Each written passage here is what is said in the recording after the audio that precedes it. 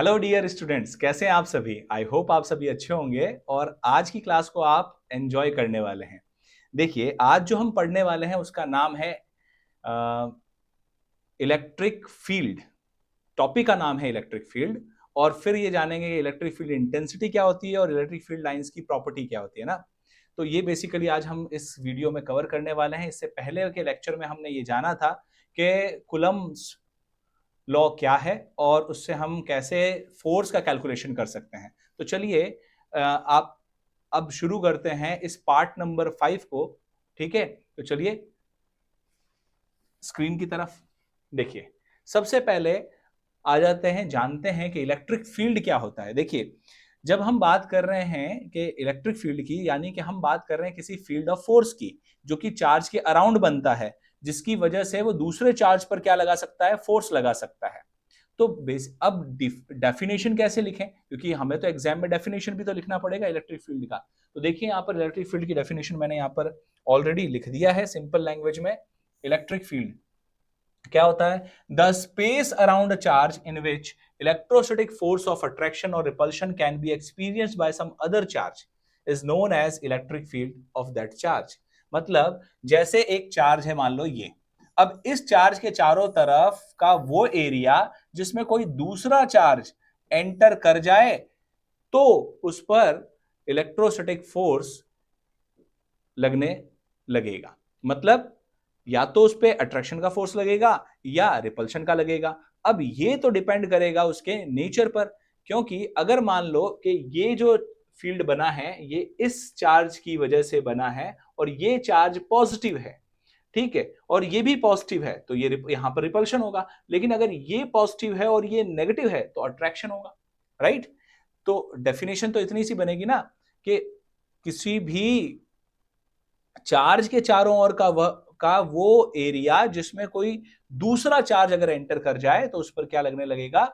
Electrostatic force लगने लगेगा। तो उस एरिया को हम क्या कहेंगे? उस एरिया को हम कहेंगे इलेक्ट्रिक फील्ड, है ना। तो यही लिखा है मैंने यहाँ पे, the space around a charge in which the electrostatic force can be experienced by some other charge, है ना। क्लियर है? चले आगे देखिए। अब एक मिनट, इसके बाद आ जाता है इलेक्ट्रिक फील्ड इंटेंसिटी। क्या आ जाता है? Electric field intensity.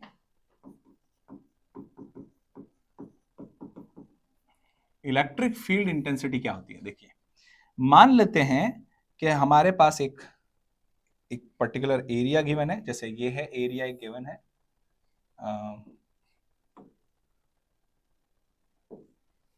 ये एरिया एक गिवन है, ठीक है। और इसमें ऐसा एजम्पशन कर लेते हैं कि जो इलेक्ट्रिक फील्ड लाइंस जो है वो ऐसे रश कर रही है, ऐसे रश कर रही है, ठीक। अब इसके अंदर हमने कोई एक टेस्ट चार्ज रख दिया, मान लेते हैं ये रख दिया Q0। क्या रख दिया? Q0। अब जब इसको Q0 को रखा तो इस पर क्या लगने लगा? एक फोर्स लगने लगा। और वो फोर्स क्या है? F। वो फोर्स क्या है? F है, right.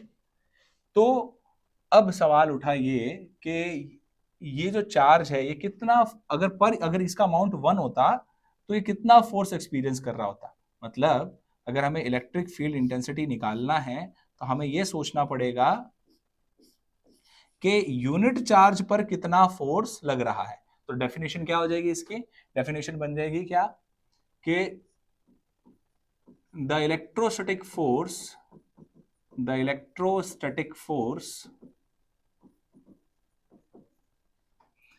experienced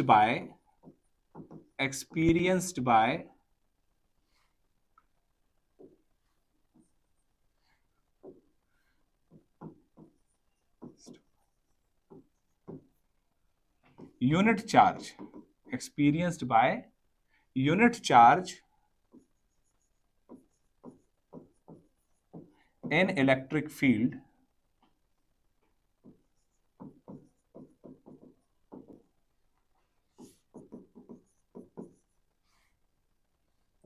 is called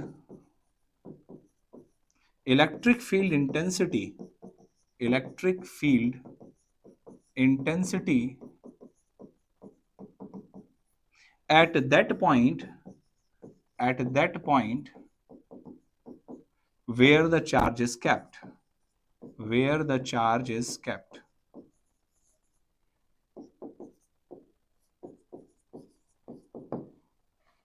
clear? यानी इलेक्ट्रोस्टैटिक फोर्स क्या है, सॉरी इलेक्ट्रिक फील्ड इंटेंसिटी क्या है कि किसी भी चार्ज को अगर हम इलेक्ट्रिक फील्ड में रख दे रहे हैं तो उसके पर यूनिट वैल्यू पर, है ना, कितना फोर्स लग रहा है ना। अगर नहीं समझ में आया तो ऐसे समझो, देखो एक एग्जांपल से, जैसे सपोज करो कि हमने एक ये इलेक्ट्रिक फील्ड बना दिया, ठीक है। अब इस इलेक्ट्रिक फील्ड में हमने ऐसा सोचा कि यहां एक पॉइंट है ए जहां पर हमने एक चार्ज रखा 200 कूलम का। कितने का रखा? 200 कूलम का चार्ज रख दिया, जिस पर फोर्स लग रहा था, या 200 माइक्रो कूलम कर देते हैं, चलो 200 कूलम तो बहुत ज्यादा हो जाएगा तो हम इसको माइक्रो कूलम कर दे रहे हैं। 200 माइक्रो कूलम का चार्ज रखा हुआ है और इस पे फोर्स जो लग रहा है मान लेते हैं वो है, सपोज करो 400 न्यूटन। कितना है? 400 न्यूटन है। अब मुझसे कोई पूछे कि इस पॉइंट ए पर इलेक्ट्रिक फील्ड का वैल्यू कितना है, तो देखिए इलेक्ट्रिक फील्ड इंटेंसिटी क्या हो जाएगा? इलेक्ट्रिक फील्ड इंटेंसिटी क्या हो जाएगा बच्चों? बहुत ही सिंपल, भाई ई निकालना है तो अपन क्या करते हैं? एफ बाय क्यू नॉट करते हैं। तो बस यहां पर क्या करना है, हमें एफ बाय क्यू नॉट करना है। एफ का वैल्यू तो 400 न्यूटन ले लेंगे, है ना, और क्यू नॉट का वैल्यू जो है, यहां से देखिए क्यू नॉट का वैल्यू क्या ले सकते हैं, देखो क्यू जो है वो है हमारे पास 200। क्यू नॉट नहीं लिखो तो बोले क्यू लिख दो, एक ही बात है ना, क्यू लिख दो आप। ऐसे जो सिंबल है, सिंबल कुछ भी लिख सकते हैं, तो ये लिख दिया हमने। तो यहां पर भी हम क्या कर दे रहे हैं, क्यू नॉट की जगह क्यू लिख दे रहे हैं, तो एफ अपॉन क्यू, है ना। तो ये कितना है? 200 माइक्रो की क्या आ जाएगा? 10 की पावर -6, और यहां आ जाएगा कूलम। तो यहां रख देते हैं 200 इंटू 10 टू द पावर -6 और कूलम। तो इससे ये कैंसल आउट हो जाएगा 2 टाइम्स, तो ई का वैल्यू आ जाएगा 2 इंटू 10 टू द पावर +6, क्योंकि ये ऊपर जाएगा तो प्लस का हो जाएगा, न्यूटन पर कूलम। तो ये हमारे लिए ई का वैल्यू आ गया। आई होप समझ में आया होगा। क्या किया हमने? एफ का वैल्यू तो हमें गिवन था जो कि 400 न्यूटन था, ठीक है। चार्ज हमें पता था कितना है, 200 माइक्रोकूलम है, तो उसको अपन लिख सकते हैं क्या? 200 इंटू 10 पावर -6 कूलम लिख सकते हैं, और फिर दोनों को डिवाइड किया हमने। डिवाइड करने पर हमारा आंसर आ गया 2 into 10 to the power 6 newton per coulomb आ गया। तो ये वहां पर इलेक्ट्रिक फील्ड की वैल्यू है। अब देखिए यहां पर जो हमने डेफिनेशन देखा और ये जो फॉर्मूला सीखा, है ना, इसमें इसी से हम डिसाइड कर सकते हैं एसआई यूनिट इसका। तो इसका एसआई यूनिट क्या हो जाएगा बच्चों? देखिए फोर्स को किस में नापते हैं हम? न्यूटन में नापते हैं, है ना, और चार्ज को नापते हैं कूलम में। तो न्यूटन पर कूलम जो है वो इसका एसआई यूनिट हो गया, या फिर इसको वोल्ट पर मीटर भी लिखते हैं। क्या लिखते हैं? वोल्ट पर मीटर। अब कैसे लिखते हैं तो वोल्ट आगे हम पढ़ेंगे कि वोल्ट जो है वो इलेक्ट्रिक पोटेंशियल का यूनिट है, राइट। तो अब वो जानेंगे तब हम समझेंगे, ठीक है। अभी तो फिलहाल याद रखना है कि अगर वोल्ट पर मीटर में या न्यूटन पर कूलम में अगर हमें गिवन है, इसका मतलब वो इलेक्ट्रिक फील्ड है। ये कैसी क्वांटिटी है? क्या ये वेक्टर क्वांटिटी है या स्केलर है? तो बच्चों ये एक वेक्टर क्वांटिटी है। क्या है? एक वेक्टर क्वांटिटी है ये, याद रहेगा। क्या है ये? एक वेक्टर क्वांटिटी है। इसका मतलब ये है कि ये वेक्टर अलजेब्रा को फॉलो करेगा, यानी उसके जितने भी लॉज हैं वेक्टर अलजेब्रा के वो यहां पर लगेंगे, राइट। चलें आगे। देखिए तो अभी हमें एक समझ में तो आ गया कि भाई इसका क्या मतलब है। जैसे अगर एक आध और एग्जांपल अगर आप समझना चाहो तो ऐसे कह सकते हैं कि जैसे मान लो एक ये अपन ने बनाया, एक इलेक्ट्रिक फील्ड बनाया। क्या बनाया? इलेक्ट्रिक फील्ड, है ना, इलेक्ट्रिक फील्ड बनाया।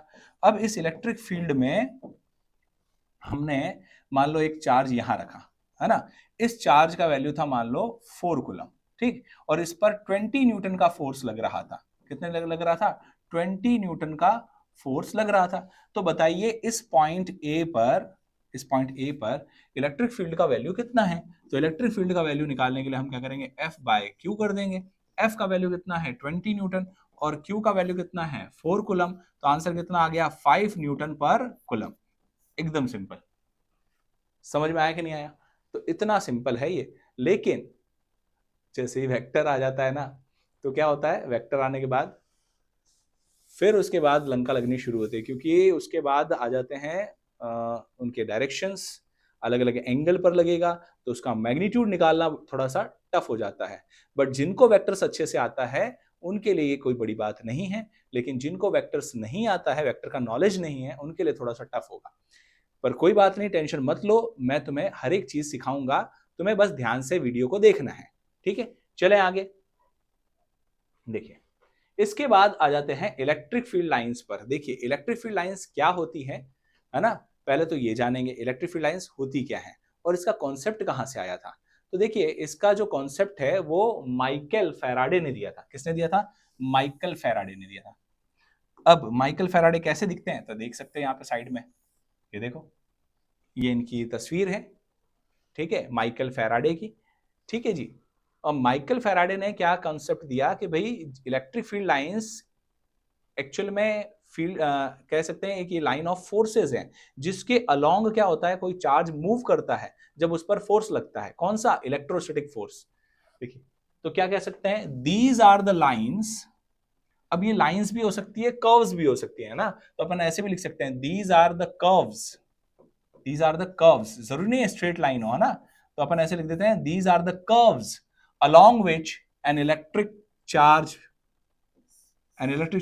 moves when it is kept freely in the electric field। अगर हम इलेक्ट्रिक फील्ड में किसी भी चार्ज को फ्री रख दें, है ना, तो अगर वो जिस डायरेक्शन में चलना शुरू कर दे, तो वो जिस जिस पाथ पे चल रहा है, जिस कर्व पे चल रहा है, वो कर्व जो है हमारी इलेक्ट्रिक फील्ड लाइन को डिनोट कर रहा है।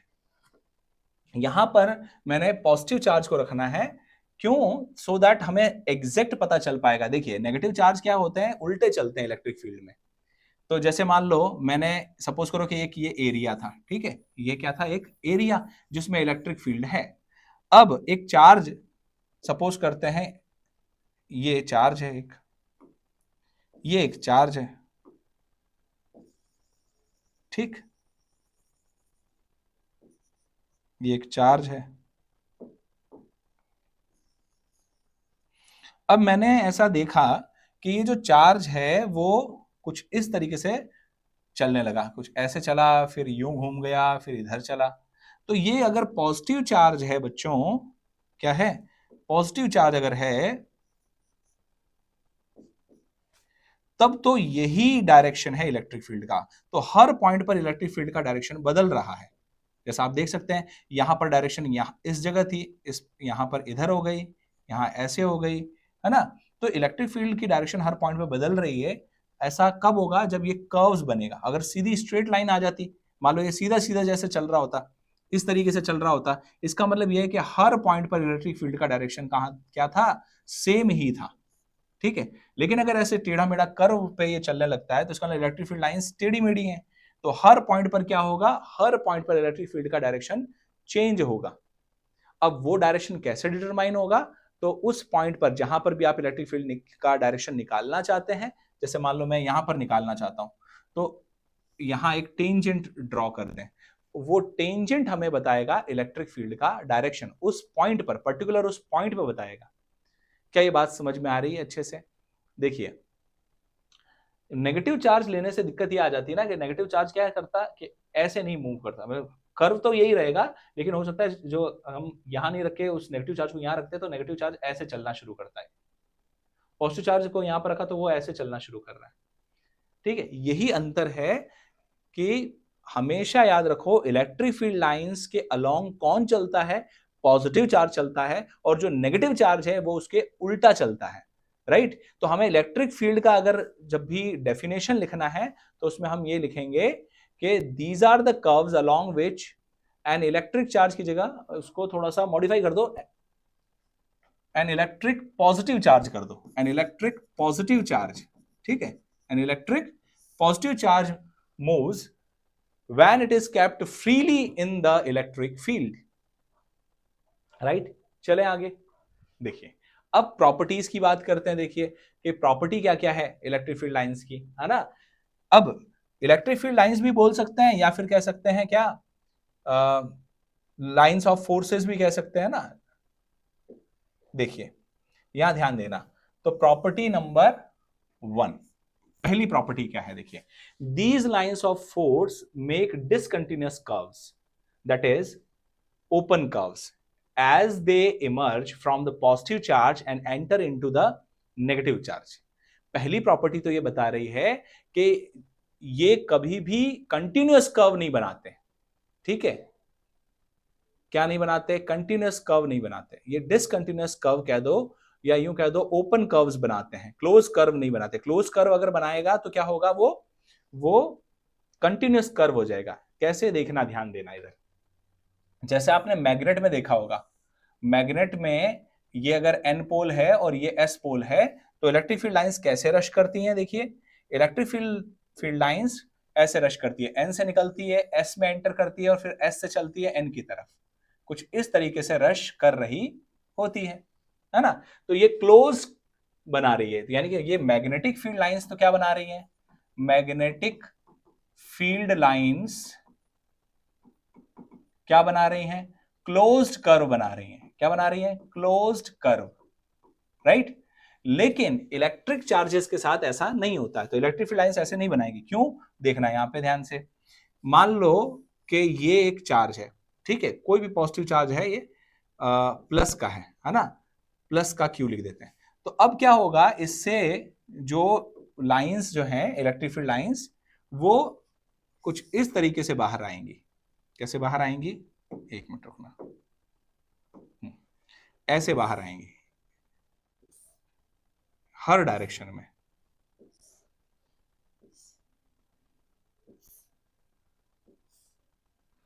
इस तरीके से पॉजिटिव चार्ज में बाहर आती हैं। अगर ये ऐसा, ये जैसा मैंने अभी ये डायग्राम बनाया है, ये ऐसा आपको तब दिखेगा जब चार्ज आइसोलेट होगा।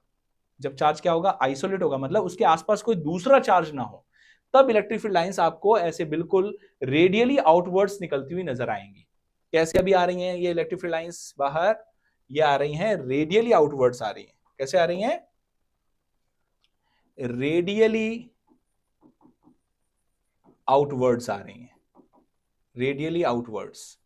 कब आ रही है रेडियली आउटवर्ड्स, जब ये आइसोलेटेड चार्ज है, आइसोलेटेड पॉजिटिव चार्ज है, पॉजिटिव चार्ज है, राइट। इसी तरीके से अगर ये एक नेगेटिव चार्ज होता बच्चों, तो क्या होता, देखिए, तो नेगेटिव चार्ज के लिए ऐसे सोचो कि मान लो ये नेगेटिव चार्ज है ना, नेगेटिव चार्ज है। अब इसमें क्या होगा कि इलेक्ट्रिक फील्ड लाइंस ऐसे अंदर की तरफ जाती हुई नजर आएगी, हमें इस तरह से जाती हुई नजर आएगी।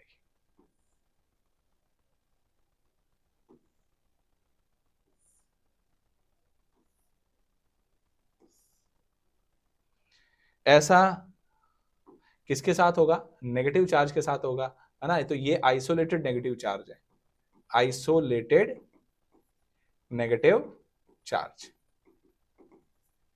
तो उनके साथ ऐसा होगा, राइट।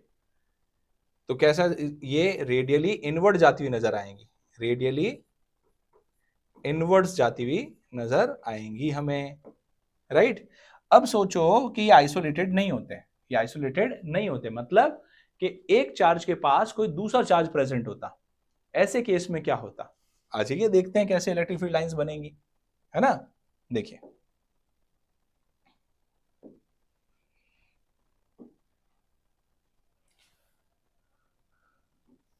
जैसे एक चार्ज मैंने ये बना दिया, दूसरा ये बना दिया। अभी दोनों को हम कुछ कलर दे देते हैं, कलर से थोड़ा सा अच्छा अच्छा लगेगा। तो ये वाला रेड कलर से दे देते हैं, है ना, ये रेड कलर, और ये वाला बना देते हैं अपन ब्लू कलर से, ये ब्लू। अब देखिए इलेक्ट्रिक फील्ड लाइंस देखो कैसे निकलेंगी, देखना ध्यान से। ये अगर प्लस का क्यू है और ये अगर माइनस का क्यू है, तो अगर ये दोनों एक दूसरे के पास हैं तो क्या होगा, इलेक्ट्रिक फील्ड लाइंस जो है वो प्लस से तो बाहर निकलेगी और माइनस में एंटर करेगी, कुछ इस तरह से। लेकिन वापस माइनस से प्लस की तरफ लौटकर नहीं आएगी, माइनस से वापस लौटकर प्लस की तरफ नहीं आएगी। इस वजह से क्या होगा, इस वजह से ये ओपन कर्व बना रही है, डिसकंटिन्यूअस कर्व बना रही है। डिसकंटिन्यूअस मतलब जो कि टूट गई है भाई, है ना, कंटिन्यूअस नहीं है। ठीक है, तो इसको क्या बोल रहे हैं, ओपन कर्व। भाई प्लस से चल के माइनस की तरफ गई, लेकिन माइनस से वापस लौट के प्लस की तरफ नहीं आई।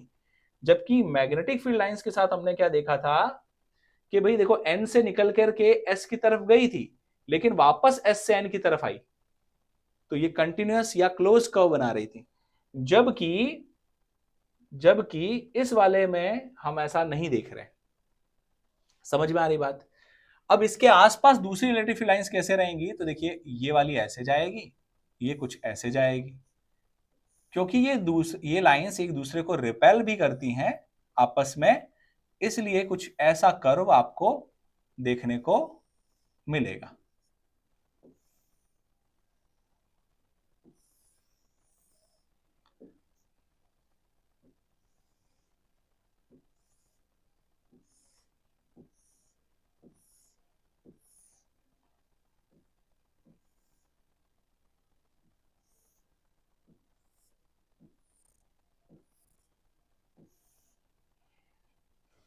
तो यहां पर ये तो सॉरी, यहां पर ये एरो ऐसे आएगा, ये बाहर की तरफ है ना, ऐसे बाहर की तरफ, पॉजिटिव से हमेशा बाहर की तरफ, और नेगेटिव में अंदर एंटर करता हुआ नजर आएगा। ऐसे कुछ इस तरह से इलेक्ट्रिक फील्ड बनेगा। क्लियर है ना, समझ में आया कि नहीं आया। तो ये पेयर है, pair of opposite charges, pair of opposite charges, opposite कह दो या अनलाइक कह दो, है ना, अनलाइक चार्जेस।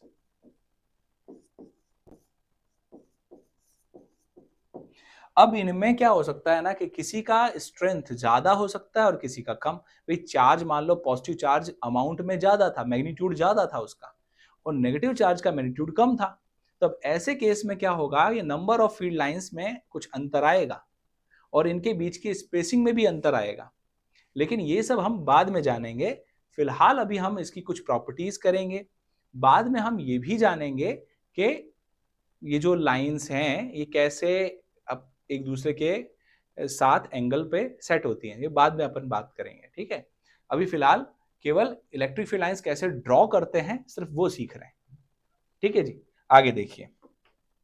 इसके अलावा देखिए, जैसे अब मान लो ऐसा होता है कि दो पॉजिटिव चार्ज पास में आ जाते हैं, दो पॉजिटिव चार्ज पास में आ जाते हैं, तो क्या होता, तो ऐसे केस में अगर जैसे मान लो ये दोनों ही पॉजिटिव हैं तो दोनों ही ब्लू ब्लू बना दो, है ना, ये भी ब्लू और ये भी ब्लू।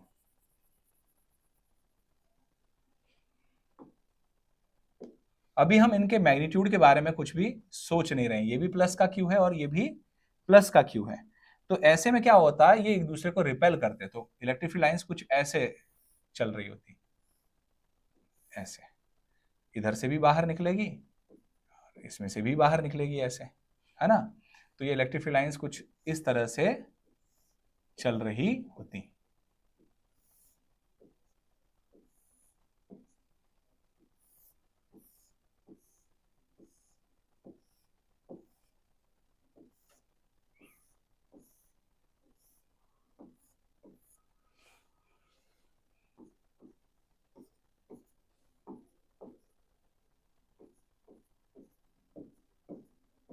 सेम ऐसा ही देखो, अभी ये क्या पर है, ये है पेयर ऑफ लाइक चार्जेस। क्या है, पेयर ऑफ लाइक चार्जेस है ना। ऐसे ही अगर हम दो बना देते नेगेटिव चार्ज तब भी कुछ ऐसा ही बनता। कैसे, देखिए जरा इधर ध्यान दीजिए। जैसे ये बना दिया हमने एक और ये दूसरा बना दिया, देखो दोनों को ही हम रेड कलर दे देते हैं, ठीक है। जैसे ये भी रेड दे दिया हमने, इसको भी रेड कलर दे दिया, यानी ये भी नेगेटिव चार्ज है और ये भी नेगेटिव चार्ज है। तो क्या होता, इलेक्ट्रिक फील्ड लाइंस जो है ये भी रिपेल कर रही होती, लेकिन इस बार ये हमें अंदर जाती हुई नजर आती, ऐसे। तो ये इसमें अंदर जा रही है, इसमें अंदर जा रही है, इसमें, ऐसे, ठीक है।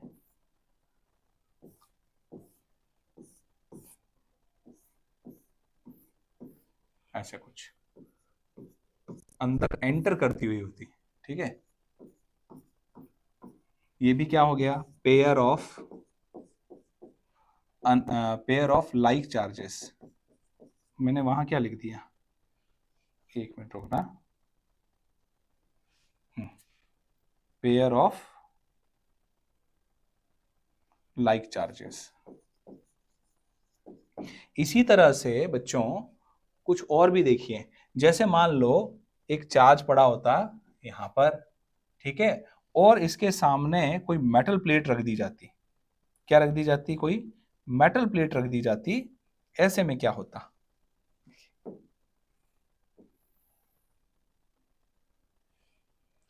तो अभी हम एजम्पशन करते हैं कि ये जो है एक पॉजिटिव चार्ज है, ये एक पॉजिटिव चार्ज है, ठीक है। और ये हमारे पास एक मेटल है, मेटल प्लेट है, तो इसको भी हम येलो येलो शो कर देते हैं ऐसे,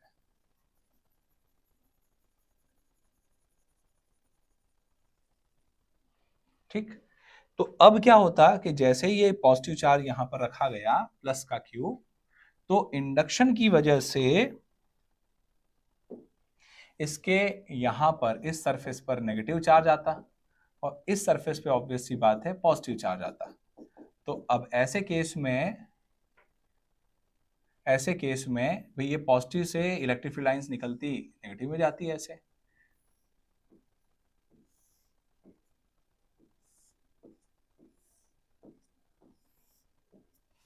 समझे कि नहीं समझे, तो फिर ऐसा कुछ बन रहा होता। समझ में आई बात कि नहीं आई। एग्जाम में ये लाइंस ड्रॉ करने के लिए आ जाता है, इसीलिए बता रहा हूं कि हमें कैसे लाइन बनानी है। क्लियर हो गई ना बात। चलें देखिए इसकी सेकंड प्रॉपर्टी, अभी तक तो हमने पहले फर्स्ट प्रॉपर्टी अभी तक कवर की है। फर्स्ट प्रॉपर्टी क्या कह रही है, अब देखिए सेकंड प्रॉपर्टी क्या कह रहा है, the tangent to the line of force at any point gives the direction of electric field intensity at that point, right. देखिए समझते हैं इसको, इसका क्या मतलब है। देखिए इसका मतलब ये है बच्चों, एक मिनट, जो हम सेकंड प्रॉपर्टी पढ़ रहे हैं इसमें मान लो कि हमारे पास कर्व कुछ ऐसा है, मान लो, है ना, ये इलेक्ट्रिक फील्ड लाइंस है। क्या है, इलेक्ट्रिक फील्ड लाइन, ठीक। अब इलेक्ट्रिक फील्ड लाइंस है जो कि ऐसे चल रही हैं, इस तरह से चल रही है ऐसे मान लो, ठीक। तो अब इसका कोई भी एक पॉइंट आप चूज कर लो, जैसे मैंने पॉइंट चूज कर लिए कुछ ऐसे, जैसे एक पॉइंट यहां चूज कर लिया मैंने, ए पॉइंट, है ना, एक पॉइंट यहां चूज कर लिया बी पॉइंट, है ना, एक पॉइंट यहां चूज कर लिया सी पॉइंट और एक पॉइंट यहां चूज कर लिया डी पॉइंट। अब हर पॉइंट पर मुझे इलेक्ट्रिक फील्ड का डायरेक्शन शो करना था। जैसे मुझे किसी ने पूछा कि बताइए ए पॉइंट पर डायरेक्शन किधर है, तो मैं कहूंगा कि भाई यहां पर ए पॉइंट पर टेंजेंट ड्रॉ करो, ये जो टेंजेंट है ये हमें इलेक्ट्रिक फील्ड का डायरेक्शन देगा। ठीक इसी तरीके से अगर मुझे बी पॉइंट पर निकालना होता तो मैं बी पॉइंट पर एक टेंजेंट ऐसे प्लॉट कर देता, सी पॉइंट पर अगर निकालना होता तो मैं एक टेंजेंट ऐसे प्लॉट करता, एक मिनट, कुछ इस तरह से। और इसी तरीके से अगर मुझे कोई डी पॉइंट पे कह देता तो मैं डी पॉइंट पर कुछ इस तरह से टेंजेंट ड्रॉ करता, यानी ये टेंजेंट्स ही हमें इलेक्ट्रिक फील्ड की डायरेक्शन शो कर रही है। तो ये हो गई सेकंड प्रॉपर्टी, ठीक है। आप इसका जो है ना बाद में स्क्रीनशॉट ले लेना, मैं आपको इसका पीडीएफ भी प्रोवाइड करने की कोशिश करूंगा सो दैट आपको दिक्कत ना आए।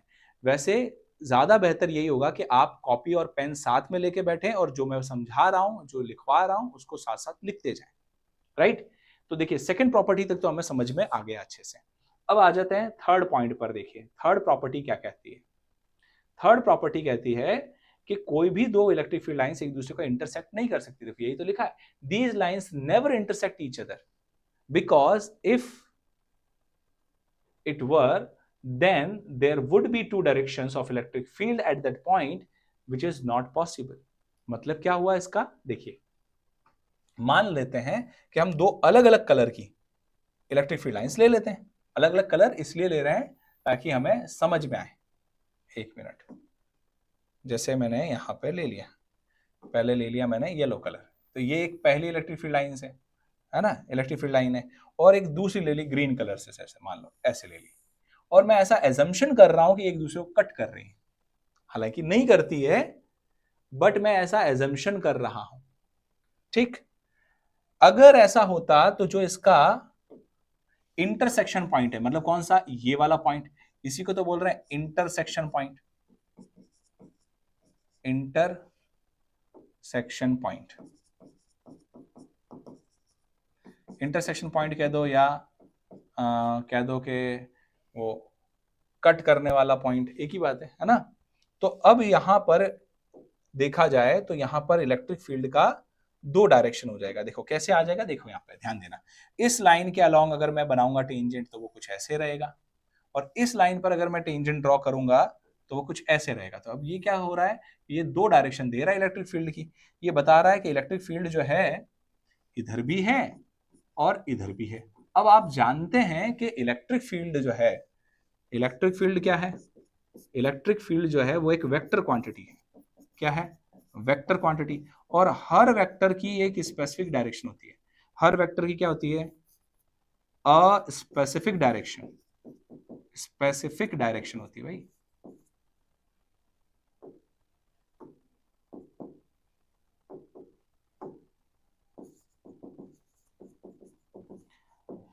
तो ये पॉसिबल ही नहीं है ना कि दो डायरेक्शन हो जाए। इलेक्ट्रिक फील्ड क्या है, एक वेक्टर क्वांटिटी, और वेक्टर की कितनी डायरेक्शन होती है, सिर्फ और सिर्फ एक होती है। ठीक है, वेक्टर की कितनी होती है, एक। टेंसर की एक से ज्यादा हो सकती है। ठीक है, तो अभी अपन टेंसर पढ़ नहीं रहे, हम तो स्केलर और वेक्टर पर ही चल रहे हैं। स्केलर जो है बच्चों, वो एक्चुअल में देखा जाए तो टेंसर का ही एक कह सकते हैं एक स्पेशल केस है। जैसे टेंसर जो है अलग अलग रैंक के होते हैं, तो जो 0 रैंक का होता है टेंसर, उसी को स्केलर बोलते हैं। और ऐसा टेंसर जिसका रैंक 1 होता है उसे हम वेक्टर कहते हैं। बट ये सब चीजें हायर क्लासेस में पढ़ाई जाती हैं, अभी आपको जानने की जरूरत नहीं है। ना तो 11th-12th में पूछा जाएगा, ना IIT JEE में पूछा जाएगा, ना नीट में पूछा जाएगा। ठीक है, बस हमें पता होना चाहिए। तो मल्टीपल डायरेक्शंस किसकी हो सकती है, टेंसर्स की हो सकती हैं, वेक्टर की नहीं हो सकती। राइट है ना, समझ में आई बात। इसलिए ऐसा पॉसिबल नहीं है कि दो लाइंस एक दूसरे को इंटरसेक्ट करें, पॉसिबल नहीं है। Next, these lines are always perpendicular to the equipotential surfaces, है ना, और सर्फेसेस और कंडक्टर्स। हाँ देखिए मैं समझाता हूं कैसे, ध्यान देना। जैसे मान लो कि हमने एक कंडक्टर बनाया, तो कंडक्टर कैसे, स्फेरिकल बना देते हैं। जैसे मान लो ये बना दिया मैंने, एक स्फेरिकल बना दिया। अब इसका जो सेंटर है, इसका सेंटर कहां हो सकता है, लगभग यहां। ठीक, अब मान लो इसको हमने कुछ चार्ज दे दिया, पॉजिटिव चार्ज दे दिया। ठीक, ये दे दिया। अब ये जो मेटल सरफेस है, इसका ये जो पॉजिटिव चार्ज है, ये एक इक्विपोटेंशियल सरफेस बन चुका है। सवाल उठा सर इक्विपोटेंशियल सरफेस होता क्या है। इक्विपोटेंशियल सरफेस एक ऐसा सरफेस होता है जिसके हर पॉइंट पर इलेक्ट्रिक पोटेंशियल का वैल्यू सेम होता है। अब सर इलेक्ट्रिक पोटेंशियल तो हमने जाना ही नहीं, कोई बात नहीं, नेक्स्ट चैप्टर में जान लेंगे, टेंशन क्यों ले रहे हो। इलेक्ट्रिक पोटेंशियल नहीं समझ में आ रहा तो एकदम सरल भाषा में कह दो, वोल्टेज। हर पॉइंट पर वोल्टेज क्या रहता है, सेम रहता है। कोई भी आप कंडक्टर ले लो, क्या करोगे, कोई भी कंडक्टर ले लो, किसी भी शेप का ले लो, अगर उस पर चार्ज है प्रेजेंट, तो उसके हर पॉइंट पर क्या होगा, इलेक्ट्रिक पोटेंशियल यानी वोल्टेज का वैल्यू सेम होगा, जिसकी वजह से वो बन जाएगा क्या, इक्वी पोटेंशियल सरफेस बन जाएगा। क्या बन जाएगा, इक्वी पोटेंशियल सरफेस बन जाएगा। क्या ये बात समझ में आई अच्छे से। इसका मतलब ये है कि अगर ऐसा है बच्चों, तो इलेक्ट्रिक फील्ड लाइंस कैसे चलेंगी, देखिए जरा। तो इलेक्ट्रिक फील्ड लाइंस जो है वो कुछ ऐसे रश करेंगी, जैसे इससे कैसे इमर्ज होंगी, इससे कुछ इस तरह से इमर्ज होंगी, इससे बाहर की तरफ ऐसे, है ना, ऐसे इससे यहां पर बाहर की तरफ, ऐसे इससे यहां पर बाहर की तरफ। तो कुछ इस तरह से इलेक्ट्रिक फील्ड लाइंस जो हैं वो चलेंगी। लेकिन हमें पता है कि इलेक्ट्रिक फील्ड लाइंस जो हैं ऐसे हर जगह से निकलेगी ना, ऐसे निकलेगी, ऐसे निकलेगी, ऐसे हर जगह से निकलेगी ऐसे।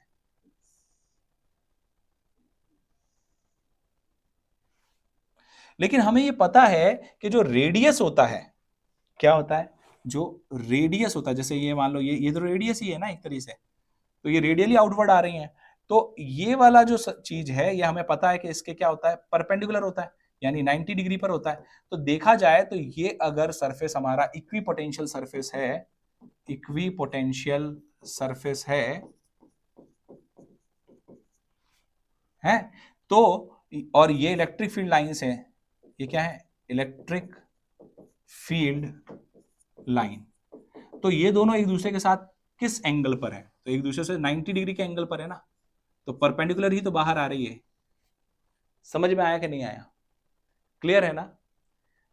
चलिए चलते हैं अगले पॉइंट पर। देखिए नेक्स्ट प्रॉपर्टी क्या कहती है कि these lines contract longitudinally on account of attraction between unlike charges. देखिए अनलाइक चार्जेस जो होते हैं, जिनमें हमने अभी देखा थोड़ी देर पहले कि उनमें क्या हो रहा था, उनमें कुछ लाइंस ऐसे बन रही थी। देखो मैं बता देता हूं आपको, पिछले वाले स्लाइड पे ले जाकर के देखिए, ये देखिए, ये पॉजिटिव चार्ज था, ये क्या था, पॉजिटिव चार्ज। मैं एक बार इसको अलग अलग कलर से लिख देता हूं, सब हौच पौच हो जा रहा है, नहीं तो कुछ क्लियर विजिबल नहीं है लिखा हुआ। तो ये देखो, इसको अपन मैं व्हाइट कलर से लिख दे रहा हूं, अब आपको दिख रहा होगा क्लियर कि ये पॉजिटिव चार्ज है और ये हमारा नेगेटिव चार्ज है। अब आई होप क्लियर दिख रहा होगा। तो ये जो पॉजिटिव चार्ज है और ये जो नेगेटिव चार्ज है, इनमें देख रहे हैं कि लाइन ऐसे जा रही है, ये लाइंस ऐसे जा रही है ना, और इनमें होता है अट्रैक्शन। इनमें क्या होता है, अट्रैक्शन होता है, तो ये एक दूसरे की तरफ चलेगी, तो ये लाइन छोटी नहीं होगी क्या, होगी ना। तो हमें क्या लगेगा कि लॉन्गिट्यूडिनली क्या हो रहा है, इनमें कॉन्ट्रैक्शन हो रहा है, ये सिकुड़ रही है लंबाई में। समझ में आई बात कि नहीं आई। जबकि अनलाइक चार्जेस में आप ये देखोगे, जैसे ये अनलाइक, सॉरी अनलाइक नहीं, लाइक चार्जेस में सॉरी मैं खुद कंफ्यूज हो गया था थोड़ा सा। जैसे ये दोनों लाइक चार्जेस हैं, है ना, दोनों पे कैसा चार्ज है, पॉजिटिव है, दोनों पे कैसा चार्ज है, पॉजिटिव। यहां पर क्या थे, ये दोनों अनलाइक चार्जेस थे। अनलाइक चार्जेस मतलब, अनलाइक चार्जेस मतलब एक पॉजिटिव है तो दूसरा नेगेटिव। जबकि लाइक चार्जेस में क्या होगा, या तो दोनों पॉजिटिव होंगे या दोनों नेगेटिव होंगे। इनमें हमें देखने को मिल रहा है कि ये एक दूसरे को तो रिपेल कर रही है, यानी इसमें हमें कोई कॉन्ट्रैक्शन नजर नहीं आ रहा है, बल्कि ये एक दूसरे को लेटरली रिपेल कर रही है। लेटरली मतलब देखो, ये लाइन ऐसे चल रही है और ये ऐसे साइड में जा रही है, इस तरीके से। ये पास नहीं आना चाहेगी, ये एक दूसरे को दूर धकेलना चाहेगी। ये ठीक ऐसे समझो ना कि आपका कोई दोस्त है और आप दोनों सेम लाइन में चल रहे हैं, मान लो मंदिर की सीढ़ियां चढ़ रहे हैं, ठीक है, तो ऐसा नहीं होता कि अपन दो दोस्त हैं और मंदिर की सीढ़ियां चढ़ रहे हैं और फिर मान लो ऐसे मन में शरारत करने की सूझी, तो अपन क्या कर रहे हैं, ऐसे कोहनी मार रहे हैं, इधर मैं कोहनी मार रहा हूँ, इधर मेरा दोस्त मेरे को ऐसे कोहनी मार रहा है, समझ गए। तो ऐसे ही ये दोनों चल रही है, दोनों लाइंस ऐसे एक दूसरे को कोहनी मारते हुए, समझ लो, क्लियर है ना। तो यानी लेटरल इनमें क्या हो रहा है, रिपल्शन हो रहा है। लेटरल क्या हो रहा है, रिपल्शन हो रहा है, राइट। तो यही अपना 6th प्रॉपर्टी बन जाता है। देखिए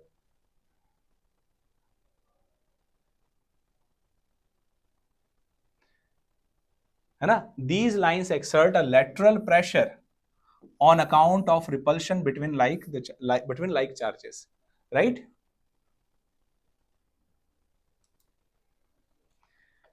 तो कैसी लगी आपको आज की क्लास। आज की क्लास में आई होप आप सभी को मजा आया होगा। आज की क्लास में हम इतना ही पढ़ेंगे, इसके आगे के टॉपिक्स जो हैं वो अपने नेक्स्ट लेक्चर में हम कवर करेंगे। आई होप आपको यहाँ से जो इलेक्ट्रिक फील्ड है और जो इलेक्ट्रिक फील्ड लाइंस है उसका कॉन्सेप्ट अच्छे से समझ में आ गया है। नेक्स्ट वीडियो में हम बात करेंगे कि इलेक्ट्रिक फील्ड इंटेंसिटी एक पॉइंट चार्ज के कारण कैसे हम कैलकुलेट कर सकते हैं, है ना, और उसका जो डेरिवेशन वाला पार्ट है वो भी सीखेंगे, और फिर उस पर न्यूमेरिकल क्वेश्चन कैसे हम कर सकते हैं। इसके अलावा क्या इलेक्ट्रिक फील्ड लाइंस भी सुपरपोजिशन लॉ को फॉलो करती है, अगर हाँ तो कैसे, और इस पे कैसे न्यूमेरिकल बनते हैं, वो ये सब हम सीखेंगे अपने नेक्स्ट लेक्चर में। तो चलिए आज की क्लास को यहीं पे खत्म करते हैं, बट जाने से पहले वही एक छोटी सी रिक्वेस्ट है आपसे कि इस चैनल को अगर आपको पसंद आ रहा है, आपको समझ में आ रहा है, आपको अच्छा लग रहा है पढ़ करके, तो आप इस चैनल को लाइक, सब्सक्राइब और अपने दोस्तों से शेयर करना ना भूलें। तो चलिए मिलते हैं नेक्स्ट क्लास में। Till then good luck and goodbye. जय हिंद, जय भारत।